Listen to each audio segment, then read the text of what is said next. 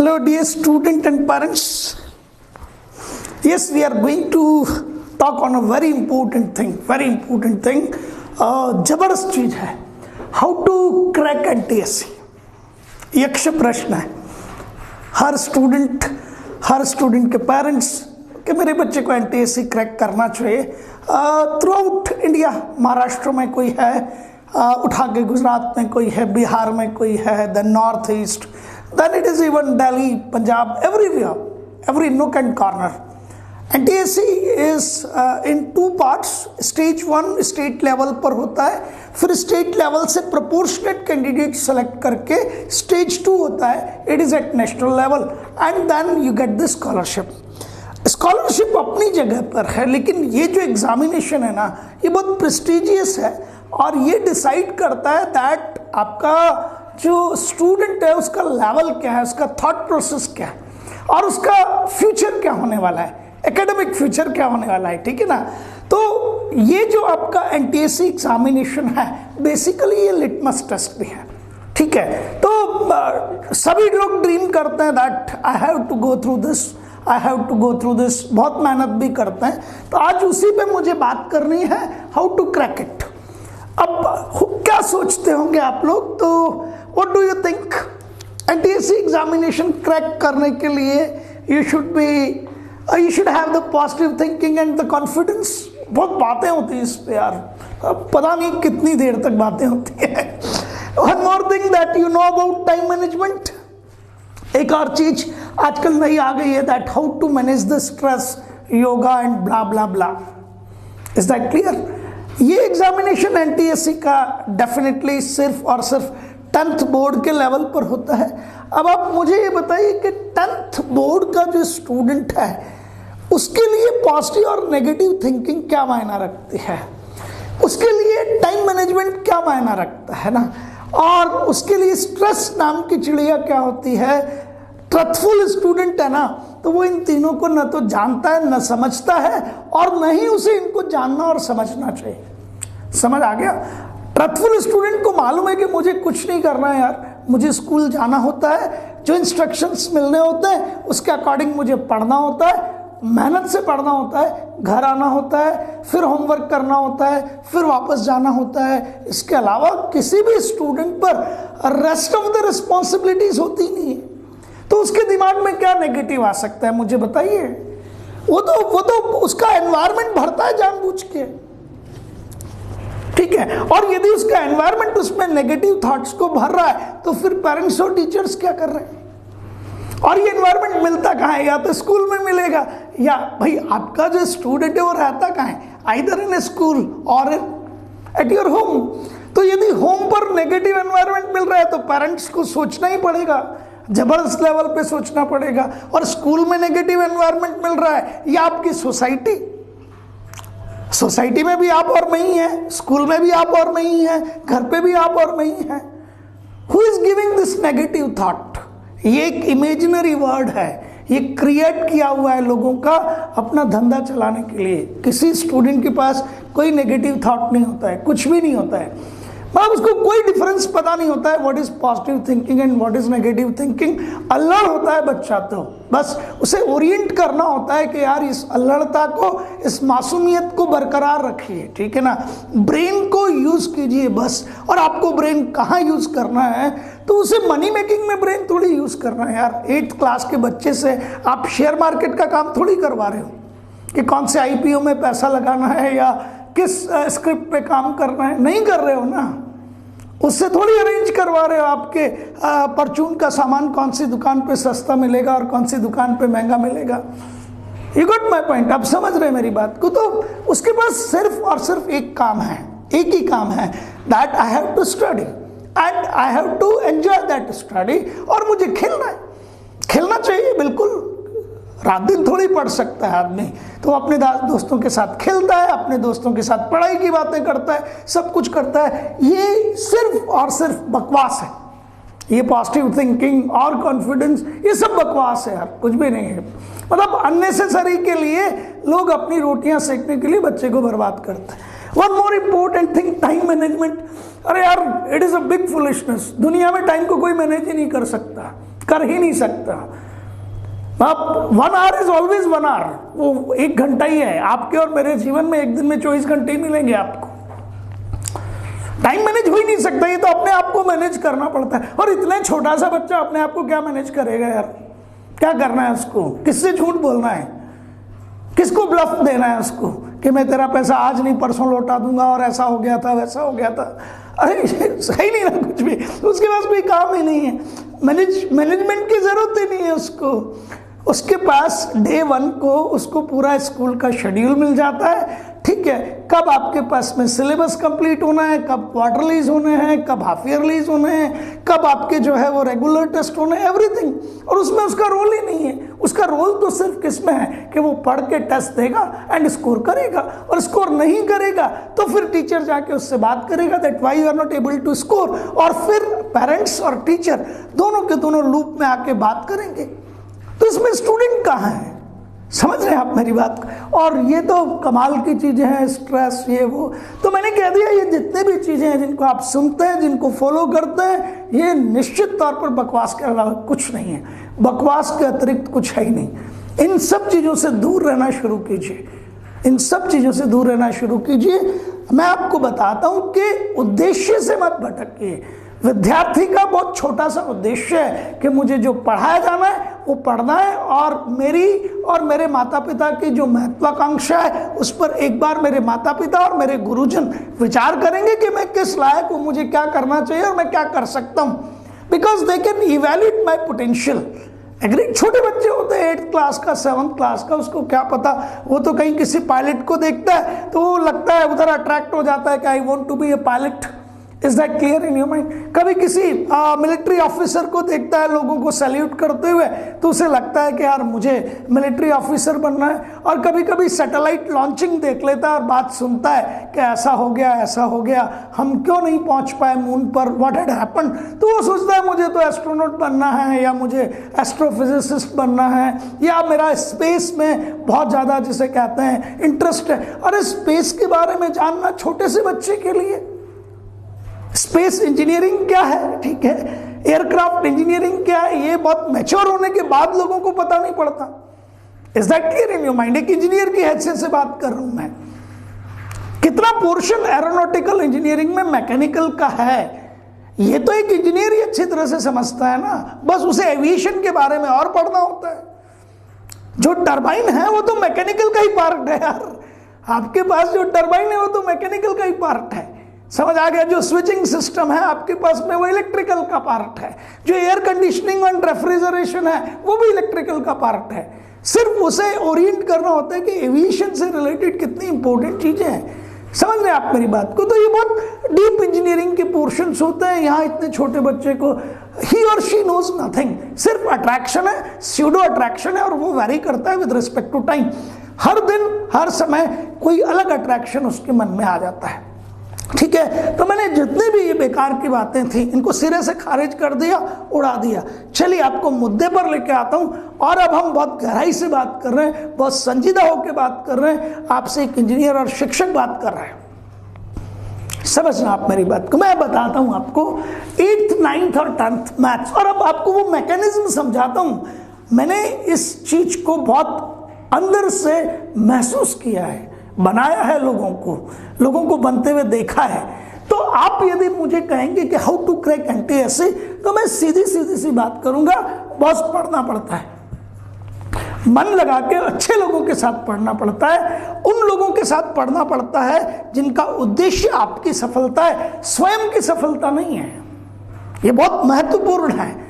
तो यदि मैं आपसे बात करूं कि 8th 9th और 10th, अब आपको लगेगा 8th और 10th के बच्चे में तो 2 साल का गैप है, दैट्स द प्रॉब्लम। अब मैं एक सब्जेक्ट लेता हूँ, बहुत बड़ा, बहुत इंपॉर्टेंट, और जिसे क्या कह सकते हैं आप, हाईली लॉजिकल सब्जेक्ट है। आप इसे कहीं से भी हल्के में नहीं ले सकते। आप अपने बच्चे को बेवकूफ़ बनते हुए और खुद बेवकूफ़ बनते हुए अपने आप को नहीं देख सकते। He want to be a doctor, तो मैथ्स की क्या जरूरत है, या मुझे तो इसे बिजनेस में भेजना है तो मैथ्स की क्या जरूरत है, कॉमर्स इज मोर रिक्वायर्ड, ये सब गलत है। ये आपके पास वो चीज़ है जो लॉजिक को डेवलप करता है, थॉट प्रोसेस को डेवलप करता है। अरे बिजनेस करने के लिए भी तो थॉट प्रोसेस की जरूरत है ना। लोगों ने क्या स्केलिंग की है बिजनेस में भाई, आज की तारीख में आप देखेंगे तो वही कमाल के लोग हैं। आप देखते हैं न जाने कितनी इस तरह की कंपनीज हैं जिन्हें आप कभी अमेजन कहते हैं, जिन्हें आप उठा के जितनी भी ये टैक्सी सर्विसेज से रिलेटेड चीज़ें हैं, ओला उबेर, इनके पास खुद का एक टैक्सी नहीं है। कमाल की बात है, इनकी खुद की एक गाड़ी नहीं है। ट्रांसपोर्ट कंपनी में जो बेवकूफ़ लोग थे वो सबसे पहले लोन लेके खुद की गाड़ियां खरीदते थे, ड्राइवरों से रोज जूझते रहते थे। कोई लेना देना नहीं है उस कंपनी का, एक गाड़ी नहीं है उसके पास अपने, लेकिन लाखों गाड़ियां चलवाता है वो। That's the brain, that's the logic. समझ रहे आप मेरी बात को? तो बिजनेस में रिक्वायर्ड है वो भी आपके पास। तो मैंने सब्जेक्ट को उठाया 8th 9th 10th मैथ्स को, और अब मैं आपको कहता हूं कि 8th क्लास में एक टॉपिक है मैथ्स में, this is known to be as graph. ठीक है, बहुत ध्यान से समझिएगा। 9th में भी एक टॉपिक है that is known to be as coordinate geometry, और 10th में भी एक टॉपिक है that is known to be as coordinate geometry. आपको इंटरेस्ट क्रिएट करना है स्टूडेंट में कि वो पढ़ाई के लिए इच्छुक हो, उसे लगे yes I want to study. अरे यार ये क्वेश्चन और दीजिए सर, एक और करिए, मैं कर दूंगा, इस बार ये नहीं हुआ कोई बात नहीं, पर अब आपने ये जो समझाया ना ये मेरे समझ आ गया, अभी करता हूँ, आप दीजिए तो सही क्वेश्चन। ये स्पार्क डेवलप करने का काम है टीचर का।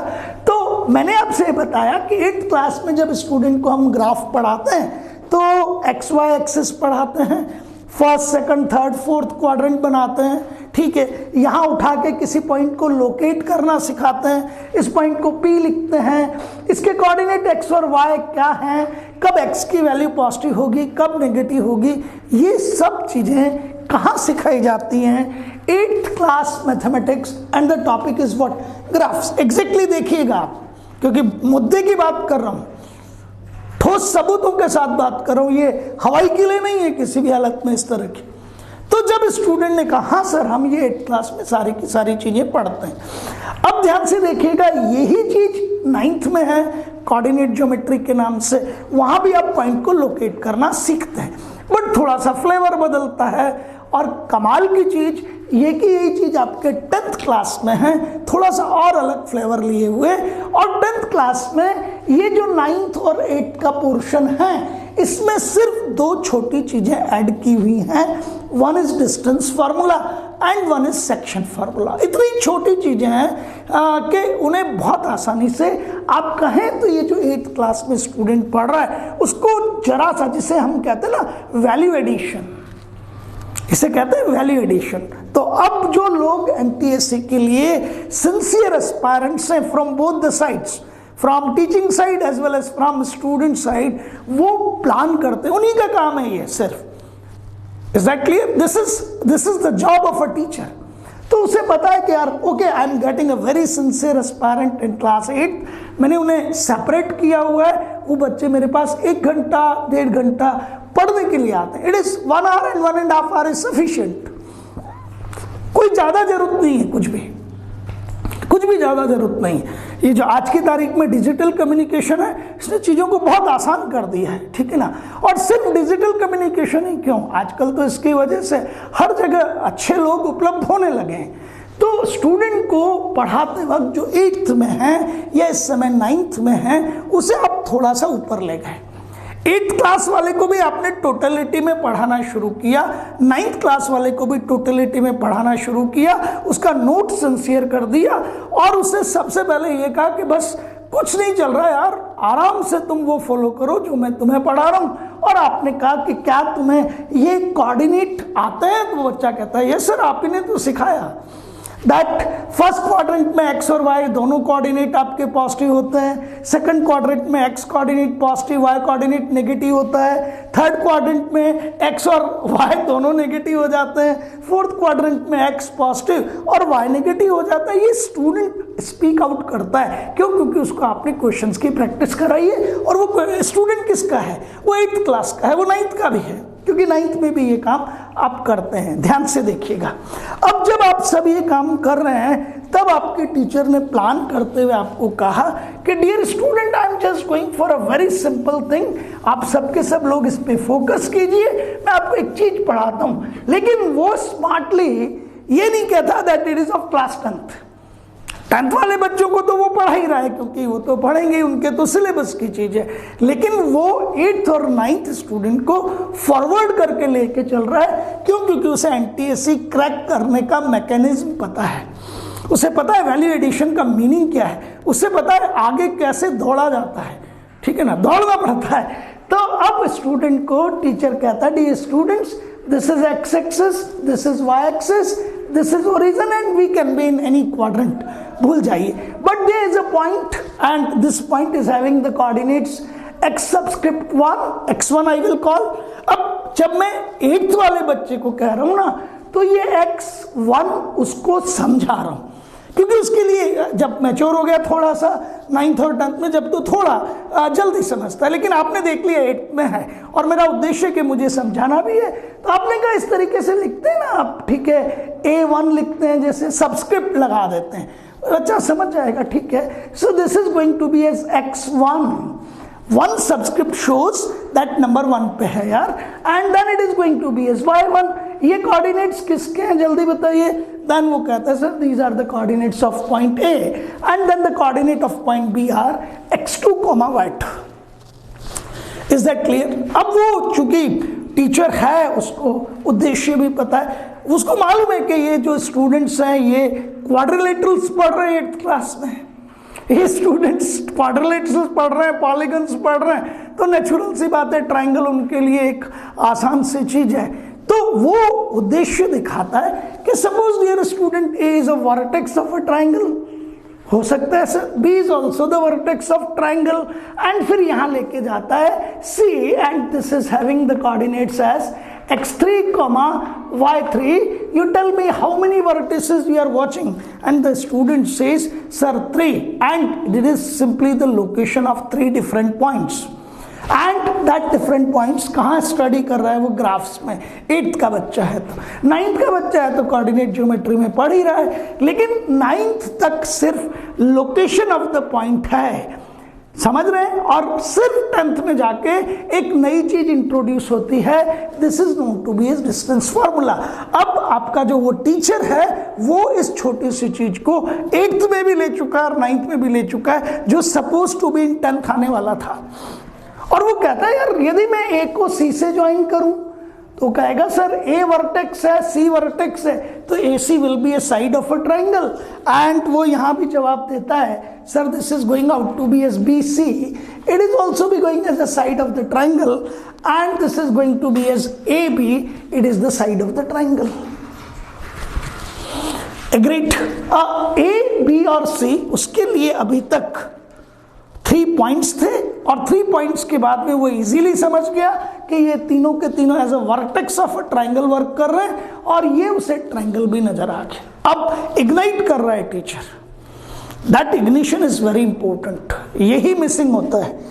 ये TEACHERS, इसी को उल्टा सुल्टा करते ही TEACHERS CHEATERS हो जाता है, चीटर्स हो जाता है वो। सो बी केयरफुल। अब बीइंग द टीचर मुझे लगा कि AB, यस पूछो, तो चीख के जवाब आता है, sir it is a side of a triangle, and then it is going to be as AC side of a triangle, BC side of a triangle, yes dear. और फिर उनसे पूछा जाता है, dear students I told to you about equilateral triangles, yes sir all the 3 sides should have the equal length, angle should be 60 degree, क्योंकि उसने line और angle पढ़ा है, पढ़ाया गया है उसको, वो तो जरूरी है कि जब तक आप पॉइंट लाइन नहीं पढ़ाओगे, एंगल नहीं पढ़ाओगे, सब बेमानी है, ठीक है। और वो कहता है हमारे पास इक्विलेटरल ट्राइंगल भी है, आइसोसेलेस भी है, और आइसोसेलेस में 2 साइड्स इक्वल होती हैं, इक्विलेटर में ऑल द 3 साइड्स इक्वल होती हैं। अब यदि मैं कहूं कि हाउ टू नो, तुम ये पता कैसे करोगे कि ये इक्विलेटरल ट्राइंगल है, तो एक बच्चा कहता है sir if length AB is equals to length AB is equals to length BC is equals to length AC, then I will call it as a equilateral triangle. और यदि आपका AB is equals to BC but not equals to AC, then I will call it as isosceles. Means out of 3 only 2 are equals to each other, it is isosceles, and if all the 3 are equals to each other, it is equilateral, and we are talking about class 8th or 9th. Simple. अब वो कहता है कि यदि मैं तुम्हें ये बता दूं इसी समय कि ए बी की लेंथ कैसे निकालनी है, डू यू नो इट? सारे बच्चे बिल्कुल सन्नाटा, किसी को पता नहीं, कुछ पता नहीं। ठीक है sir, we are not known how to find this length, because हमें तो कोऑर्डिनेट आपने बताए थे और लोकेट करना बताया था। अब टीचर जिंदा होके कहता है it is very simple, subtract करना किसको आता है? तो सब हंसने लग जाते हैं। अच्छा, स्क्वायर करना किसको आता है? तो सब हंसते हैं। Sir subtraction, addition, division, squaring, square root सब आते हैं। तो उठा के कहता है देखो बहुत छोटी सी चीज सिखाता हूं, दिस इज ए एंड इसके कोऑर्डिनेट्स क्या है? x1, y1, और ये है b और इस b के कोऑर्डिनेट्स क्या है आपके पास में? x2, y2। एग्रीड? समझिएगा। और I want to know about the length, तो मैंने ए बी को एक स्ट्रेट लाइन से ज्वाइन कर दिया।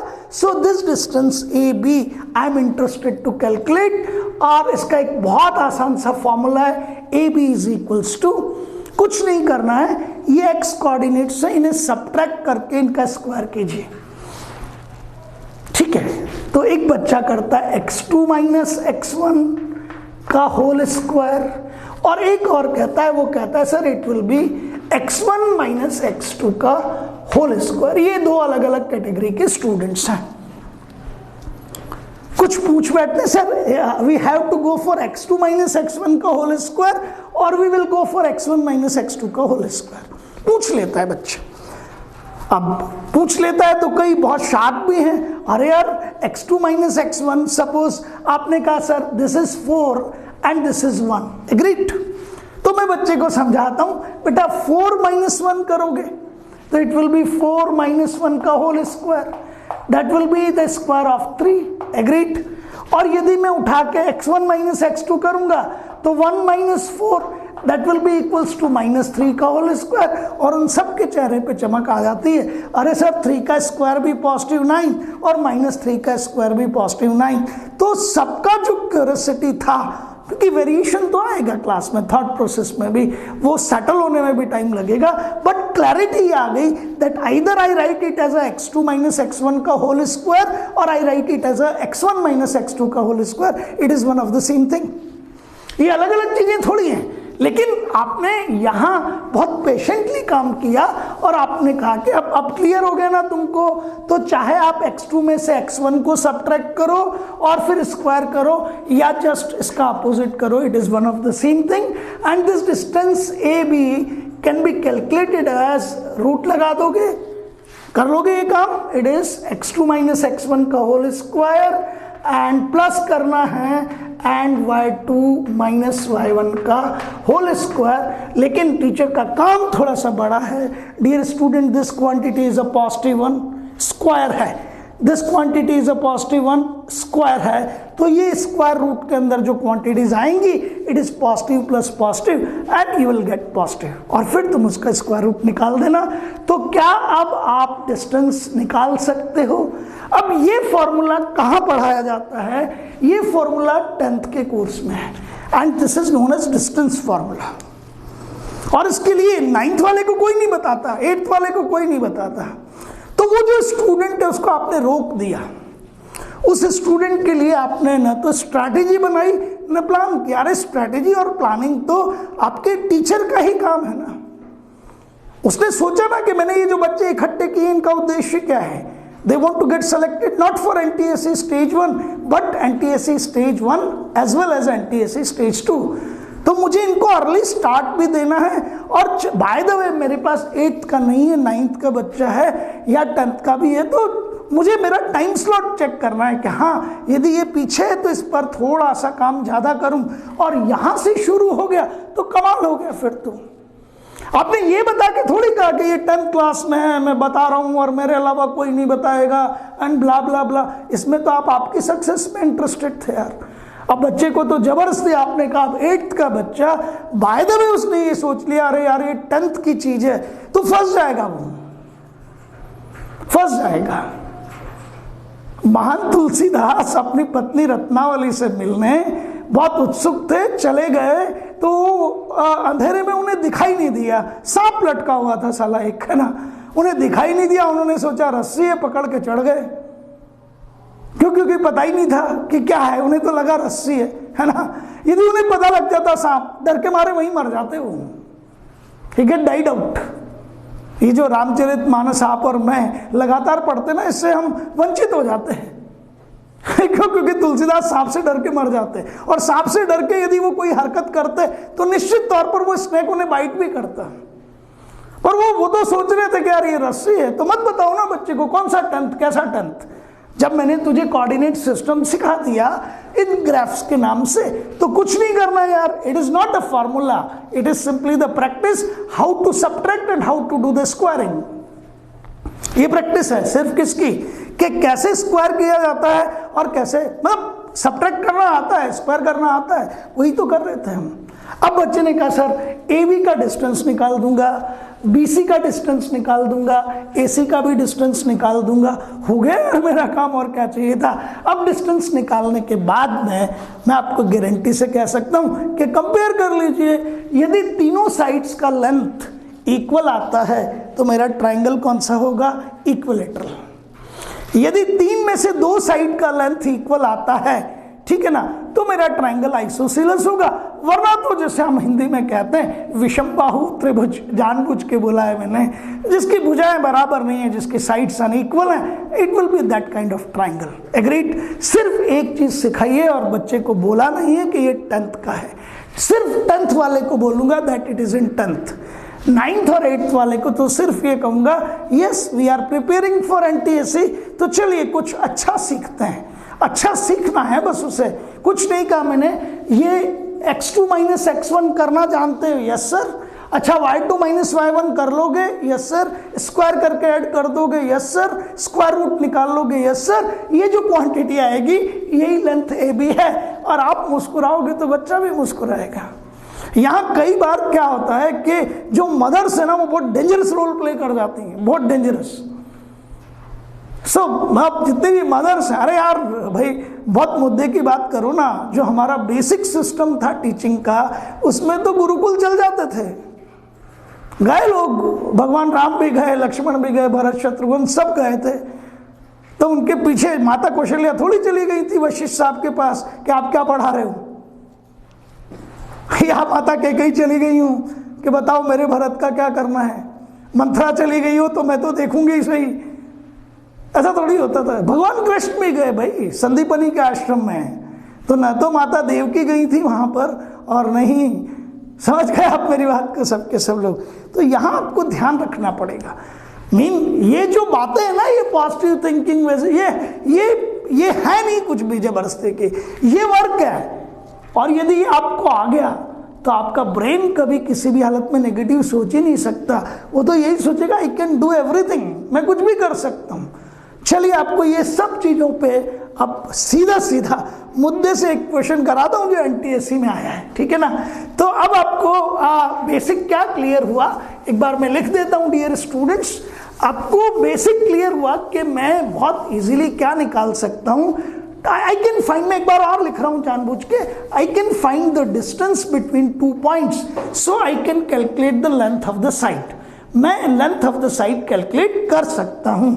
So this is going to be as A here, and its coordinates are going to be as x1 comma y1, and this is going out to be as B here, its coordinates are going to be as x2 comma y2, and AB is a distance between them, and that AB is a length, and that AB length is equals to means आपको root लगाना है और coordinates का difference निकालना है, x coordinate का difference, फिर y coordinate का difference, and we can go ahead there. So this is x2 minus x1 का whole square, do you agree, plus y2 minus y1 का होल स्क्वायर। ये formula मुझे क्या करना है, यूज करना है। समझ गए आप मेरी बात को, क्लियर हो गया। चलिए NTSC का एक क्वेश्चन करते हैं। It is of NTSC Rajasthan, ये रहा, एंड ये अभी है 2020 का है, ठीक है, and that is happened out on 30th December 2020। So mean एक क्वेश्चन था आपके पास में, एग्जैक्टली मैं क्वेश्चन बताता हूं, ध्यान से देखिएगा सबके सब लोग। So what the question is, बहुत मतलब आपको लगेगा कि कितनी आसानी से चीजें हो जाती हैं. There are points. First one is 2 minus 2, it is 2 comma minus 2, then it is minus 2 comma 1, be careful, 2 minus 2 comma 1 and 5 2 and 5 2, these are forming what? A triangle. ये triangle का मैंने symbol बना दिया, and then you will have to watch कि ये आपका किस तरह का triangle होना चाहिए, इसकी बात कर रहे हैं. तो ये options आपके पास हैं. Scaling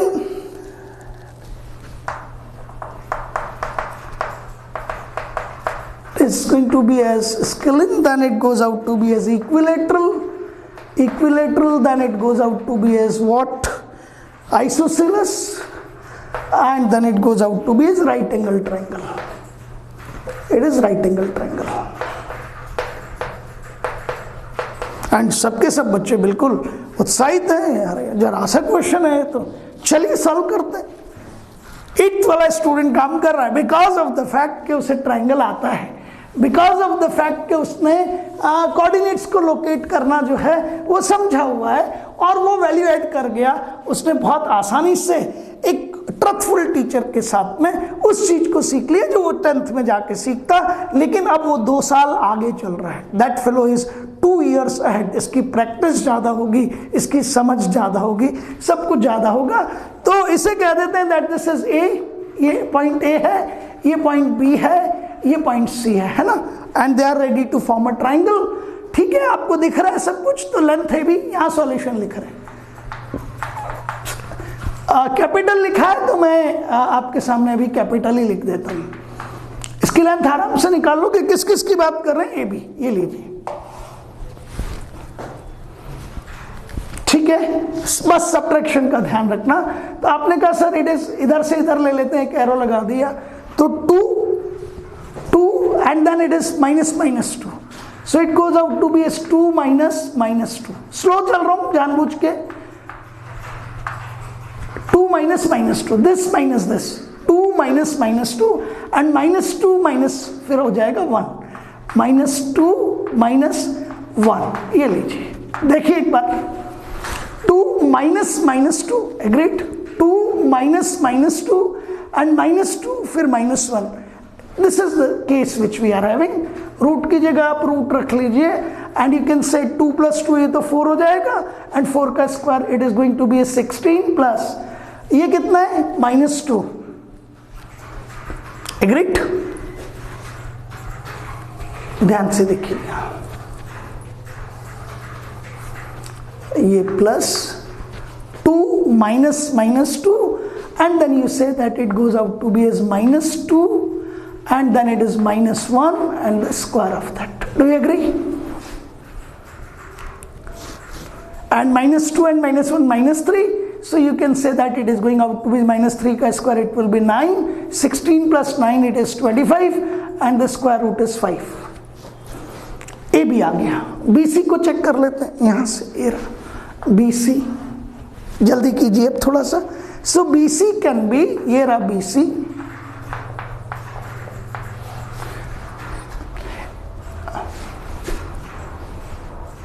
देखिएगा लास्ट के कोऑर्डिनेट्स क्या थे. 5,2 था मेरे ख्याल से, 5,2. ये लीजिए, इट इज 5,2. एग्रीड? तो -2 -5, इट इज -2 -5 का होल स्क्वायर. चेक कीजिएगा, -2 -5, this minus this, then 1 -2 whole square of that plus 1 -2, this minus this minus this. Agreed? -2 -5 solve करोगे तो it goes out to be as root of -2 -5 -7, square of that it is 49 and 1 -2. 1 -2 -5, it is going to be as -7 and then square 49, it is -1 and then it is coming to be as root 50. Do you agree with that? Last, if I want to say तो A B हो गया, B C हो गया। अब आप यहां से ही लेके यहां तक ले लीजिए, ये एरो लगा दिया। गलती मत कीजिएगा dear students. So it is going out to be as A C. बस माइनस करने का ध्यान रखना है। देखिए 2 माइनस माइनस 2 ये था, तो 4 स्क्वायर 16, -2 -1 -3 9, ये 5 ठीक था।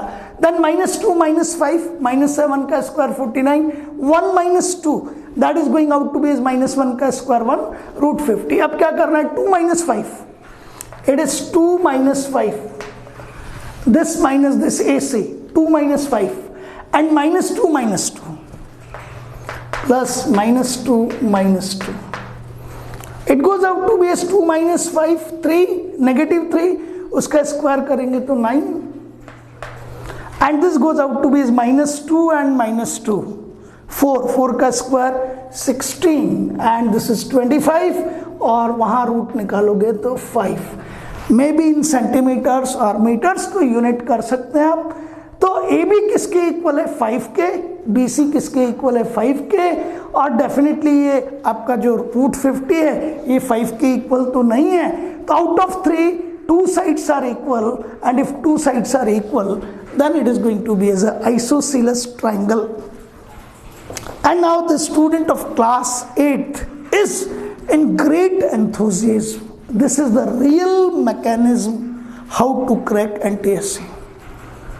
क्यों? क्योंकि ये 8th का बच्चा कहता है अरे सर कमाल, 10th का क्वेश्चन NTSC का मैंने कर दिया, लेकिन ये ओपन कब होता है, जब क्वेश्चन खुद कर चुका है। स्टूडेंट को करवा लिया टीचर ने क्वेश्चन, अब कहता है बेटा ये जो क्वेश्चन है ना ये तूने कमाल कर दिया, देख ये तो मैंने चीज़ तुझे यहाँ सिखा दी, वैसे तो ये 10th में है। तो वो अब तोड़ने के लिए तैयार हो जाता है। मुझे बहुत साल हो गए ये काम करते करते।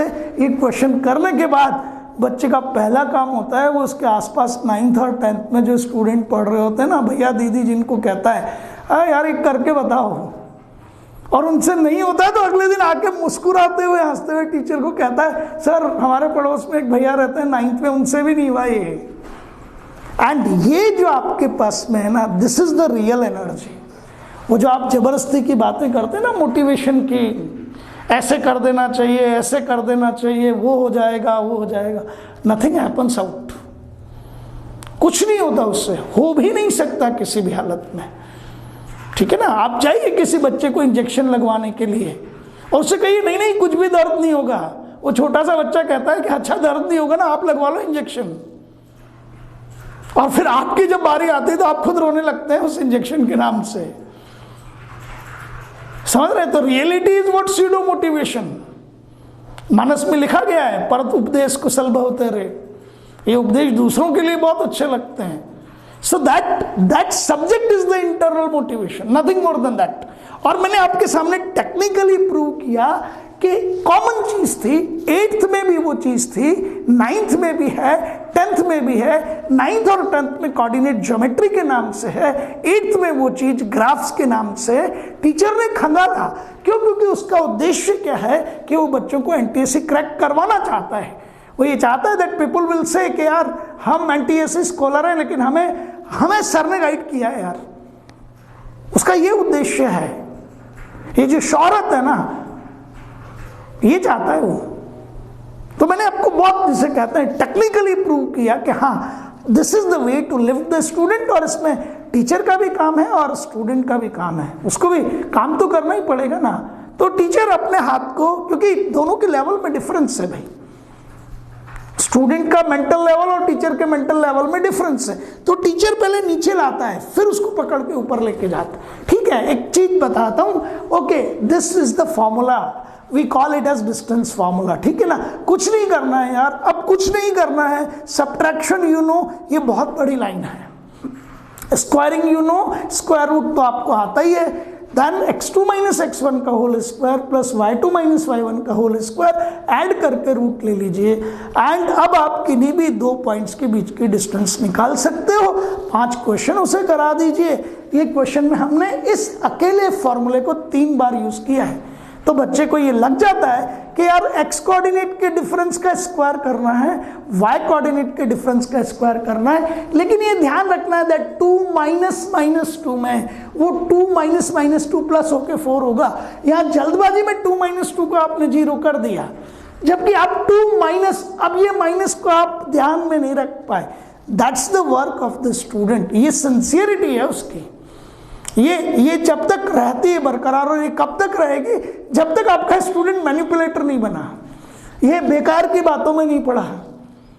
बिल गेट्स ने क्या किया था, अरे यार हर आदमी बिल गेट थोड़ी बन गया, सचिन तेंदुलकर तो पढ़ा ही नहीं था। कितने सचिन तेंदुलकर पैदा हो गए भाई,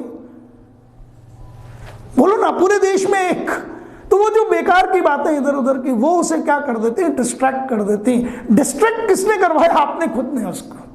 तो उसे सब्जेक्ट पर फोकस रखने दीजिए। शानदार सेशन था, मजा आया आप सब बच्चों के साथ में, तो इसे नोट कीजिएगा।